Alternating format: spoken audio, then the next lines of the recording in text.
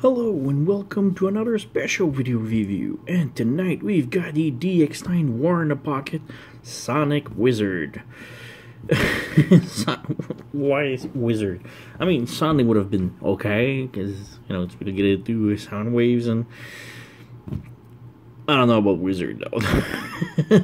Alright, but yeah, this is a legend size from DX9 of the figure Soundwave, and Soundwave has always been my all-time favorite Transformers ever. So of course I've got it. So yeah, cool box. Let us fight for our common goals. The legendary heroes in your pocket. Yeah. Sonic Superior, Autobrat Inferior. Autobrat? Alright. So yeah, cute little box. War in the Pocket, number 33, Communications Sonic Wizard. So yeah, we got a cool G1 looking Soundwave right here, same thing here. We've got robot and radio mode on one side, and the same thing on the other side, and we've got some cool screenshot in the back.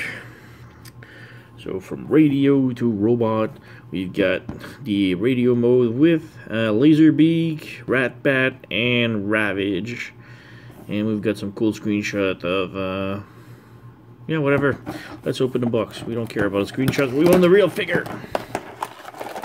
So nothing in here. We've got the instruction. Now in the instructions they come like this. Yeah, it's kind of odd. Let's just open this up and just see how messed up the instructions are. This is like the way they came in.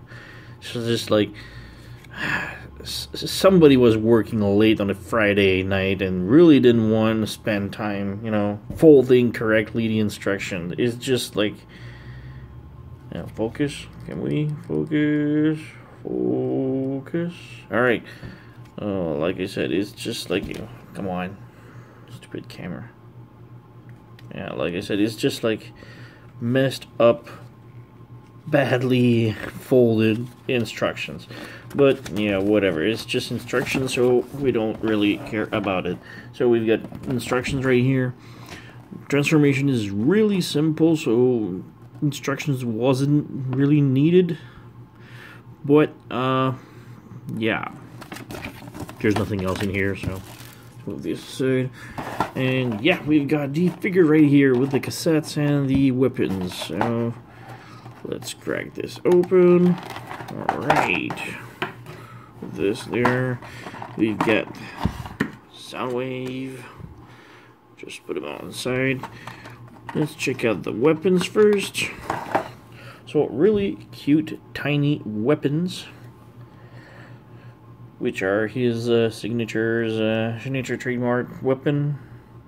Yeah. So yeah, they're pretty much the same. This can be removed, and we see like two missile pods, which is odd. But yeah, okay. This one also has a hole, so you can probably switch it right here. But you can also combine it. Combine the gun right here to make a bigger gun that he can hole. So yeah, you can just pop it up. You can combine the gun into weird shapes if you want.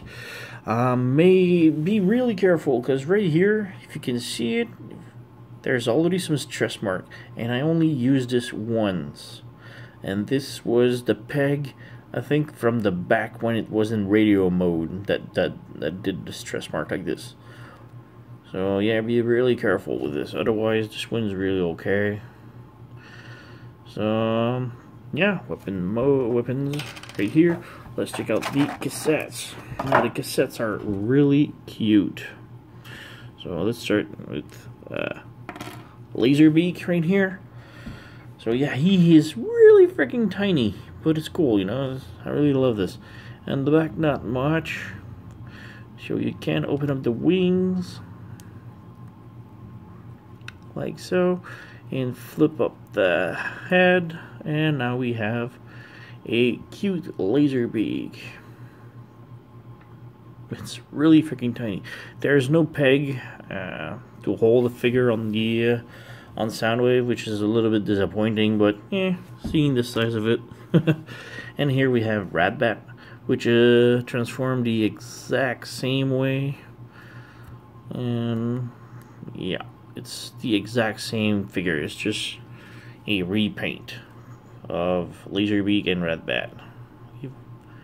The head looks a little bit different, but that's pretty much it. All the rest is identical. Well, beside the paint. And finally, we have Ravage. Now, Ravage is like a double thickness cassette. And weirdly enough, on mine, the front legs, these ones were inverted. So this leg was there and this one was there. So when in dog panther mode, the legs were like facing backward. So it's just a ball joint, so you just pop it off and just exchange it, and here it goes. So yeah, Ravage right here. Transformation for this one is quite cool. You just split this open like this, bring the head like this, bring the arms down like so. Same thing on the other side. Bring this down like this, and then you bring the legs like this and bring them down, open them up like this, bring the legs down, open them up this, and there's a tiny tail. Oh, alright, I got to open them first try, so usually it's really hard to pull. So yeah, we've got Ravage now in dog panther mode. And he looks really freaking cool, you know. That's a nice tiny size cassette that transformed. So yeah, got Ravage right here along with the birds, and let's focus.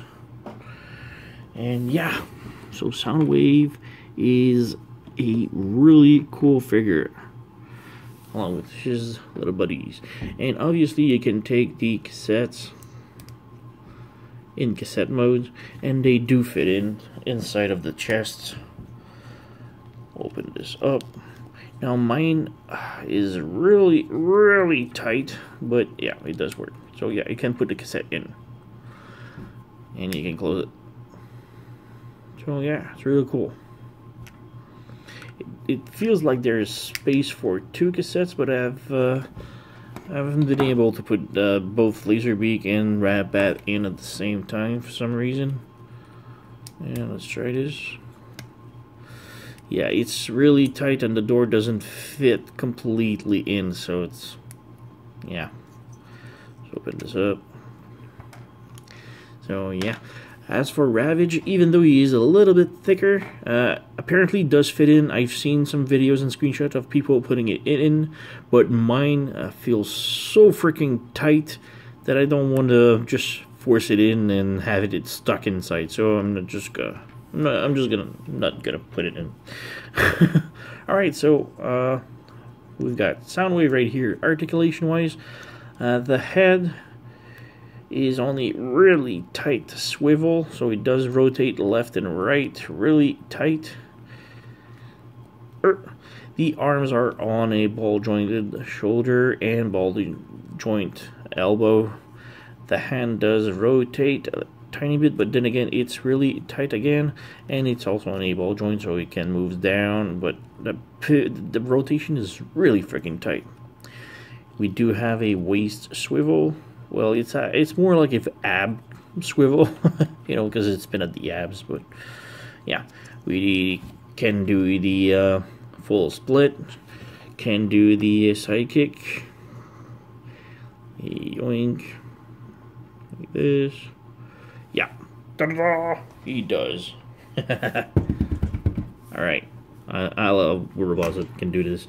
Alright, so he does have a ball joint at the leg. It does move front about like this, but it doesn't move it back at all because the plate right here does hinder the articulation. We do have a swivel at the upper thigh. We do have a knee bend at 90 degrees. and the foot is on a ball joint swivel kind of thing. So yeah, a lot of articulation. Now he does have his one finger pointed on one hand and a fist on the other. Just wanted to point that out, probably because he wants to mimic the pushing the button, but then again, he cannot push the button at all. He even when using like part of the transformation joint, there's no way for him to reach the button. So yeah, kind of odd. What I like to do is just use his pistol on this hand right here, so it looks like he's got a trigger finger. Yeah, so it looks like he has a trigger finger. And obviously you can put the cannon on the shoulder. And we focus, alright. So yeah, we do have a really cool sound wave. So just maybe a quick comparison. Focus. Alright, here we have DX9's Megatron. So yeah, he is a tad bigger. Here we have DX9 again, War in the Pocket Starscream, which is about the same size. Really cool. We do have the Iron Factory Starscream. We have the another Megatron from Generation Toy, which is a tad bigger than all the other ones. And yeah, maybe we can pose him with a normal legend size Bumblebee. So yeah, he is a good scale for a tiny figure. And one more comparison I really want to do, and this is probably what everybody wants to see. This is Hero Toy Soundwave next to each other. So yeah, there is quite a difference. And just for the fun of it, let's open this up and bring the cassette. So now we have Laserbeak, Hero Toys Laserbeak, next to DX9's Laserbeak. So yeah, focus. All right. So obviously this one is DX9, this one is Hero Toy, and yeah, they are quite similar, but I think DX9 went the extra mile with some extra articulation on it. But Hero Toys has a lot more paint. And just also want to point that out, that my Hero Toys is sporting some labels on it from Toy Hacks. So yeah, just one.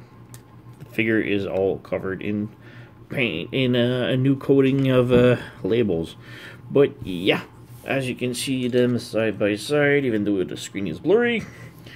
So yeah, they are quite different. Hero Toys is a tad bigger, but DX9 is a lot smaller. Plastic quality size, they are fairly similar, except I believe like the Hero Toys is much solid. I'm not saying this one is weak, is really solid figure, but I think this one went the extra mile with thickness in the plastic. And also a lot more details on him. With the without the labels, I think this one still has a lot more details. He's a little bit more bulky. So I think Hero Toys nailed the robot mode of Soundwave, but DX9's cassette mode is much better though. So yeah, let's come back to him later. So for transformation now, this one, let's pop out the weapons. Alright, transformation, you want to come to the back, lift the head up like this, close it in, and close it back inside. Next up, you want to bring the arms like this in the back. Bring the arms and the hands on the back like this, and flip them like so. As the turn the waist around like this, with the arms still remaining in the back. And now that the arms are in the back, you want to come and take the weapon. There's a peg hole on each side, so this is where the guns get pegged in, like so. And there's the tiny peg at the extension of the battery. You want to plug the hand in like this.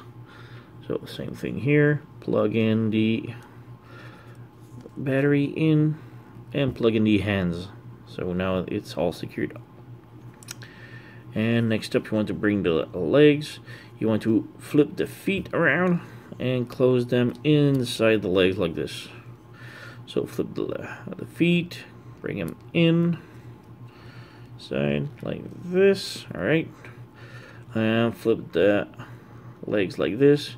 Now for the knees, you want to bring the knees up like this and like this. So it's like a weird jointed knee. So you bring like this and you bring it all the way like this again, and you pick it in. So let's do this to the other side too. So bring the legs up like this, bring the knee up like this, bring the knee like this, and bring this all up like this. So now we have the radio mode.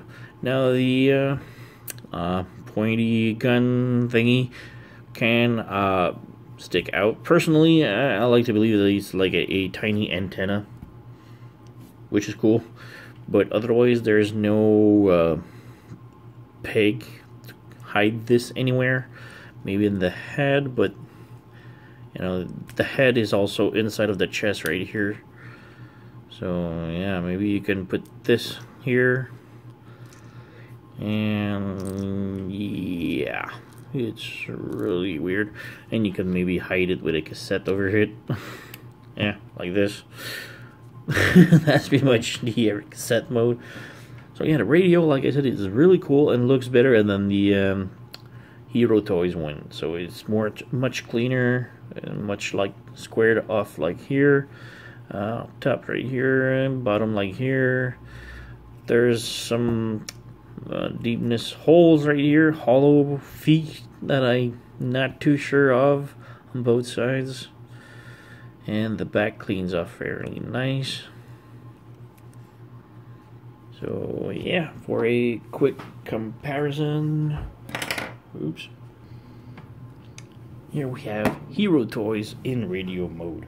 Now, like I said, mine sports a lots of stickers from Toy Hacks, so try to ignore it a bit, but I believe DX9's radio mode is nailed much better, especially right here. The exposed thighs on Hero Toys are not the greatest, and this one cleans up really good. So yeah. Otherwise, the side also it's much cleaner on the side. The back is pretty much the same thing. Looks almost identical. And yeah, the side does need some work on DX9, but still the front, DX9 really nails it. As for the size, yeah, he is a tad much bigger. The Hero Toys is a tad much bigger, so yeah. So DX9's Soundwave or Sonic Wizard, he is a really cool figure. I love the size. He is much smaller, and this is what it's all about, like the smaller size. So he does fit in better with pretty much all the other ones of the series of DX9 and all the smaller part, but I still believe that robot-wise, Hero Toys nails it much better. He is a much bulkier, much imposed silhouette. I still believe Hero Toys looks much better in robot mode, but the cassette mode nails it. The DX9 really nails it. So yeah, also the figures that comes with it. DX9 really made awesome figures. Like the Ravage alone is worth it. So yeah, I still recommend this guy. He is really cool. Although he is not cheap for a small size figure. He's like $30-40 bucks. And as for the Hero Toys, is like $25, $20, depending on which version you want. there's like 3 versions of hero toys that range from $20 to $30, I guess. And this one is like $35, $40, so he's a bit costly. And yeah, I still love the guy because, you know, he's Soundwave, and, you know, Soundwave is always will be my favorite. So yeah.